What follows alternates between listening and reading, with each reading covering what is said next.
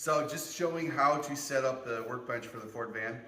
So we're gonna go step by step on setting that up one at a time. So first we got these right here. There are 3 pieces labeled 1, 2, 3. That says farthest. That means it's the farthest away from you as you're standing at it. Just like that. Second one, 2, center. Third one, closest. There are line markers here across. You want to get everything kind of lined up as you're doing it. You can ignore the holes here. They used to bolt down to the set of sawhorses, but if you've got a stable set of sawhorses, it's fine. And then there are 3 brackets. Pieces like this: right, middle, and left from here. And there are bolts in this bin, as well as a nut driver for the bolts. So, nut driver here, and in general, we want to use the longer bolts for all of these. There's a couple of different size bolts in here. You don't require washers for the wood braces, but you will require washers when installing the miter saw. Otherwise, it will just go right down inside the miter saw and not work properly. We'll get to installing the miter saw. Impact, nut driver. The hardest part of this is underneath, and you want to get your bolt up through, get it started.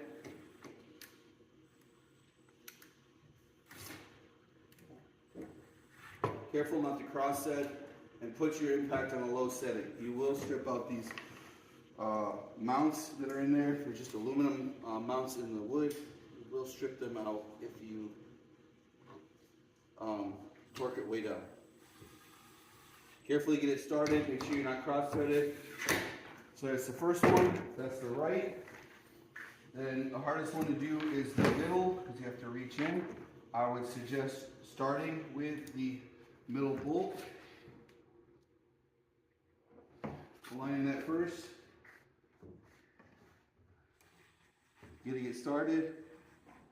Right there, leave it loose so that you can easily move it around to do the other ones. Get them lined up nicely.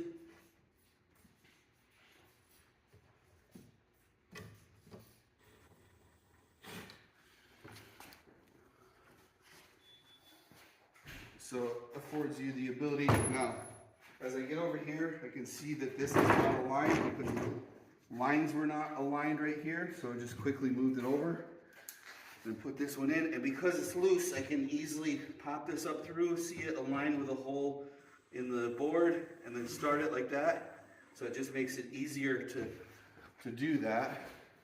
Then once you got all 3 of them in, tighten all 3 of them down snug. They don't have to be super tight. You don't have to ratchet very much like that. And like that. Now that's solid. The last one is left.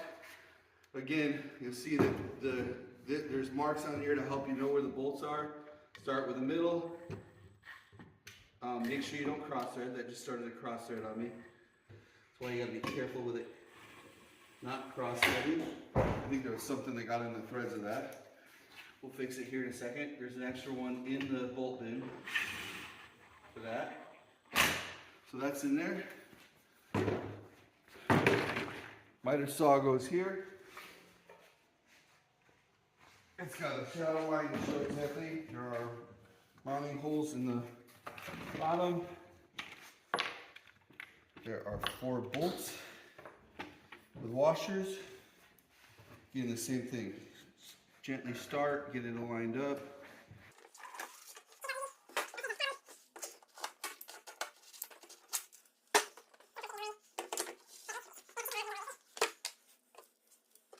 The reason why you bolt the saw down is so that if you have to do repeatable cuts, you don't have the saw walking all over the place on you. It makes it easier.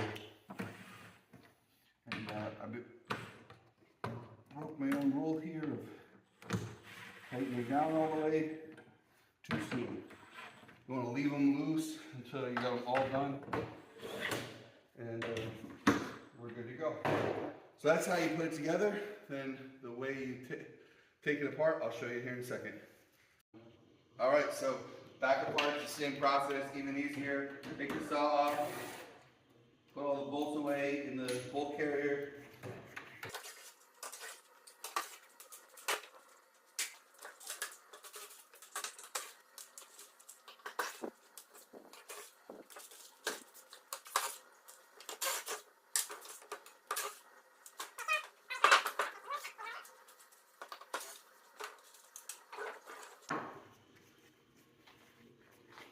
Put these away. Maybe a new home plumb is okay right there. All right.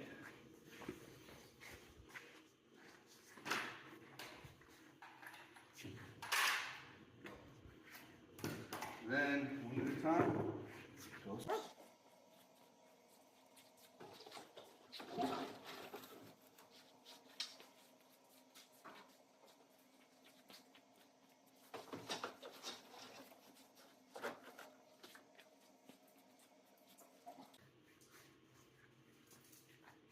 Top one has to go in slightly at an angle, otherwise it starts to catch on the roof of the van. Just like that. Then take some of the clamps down.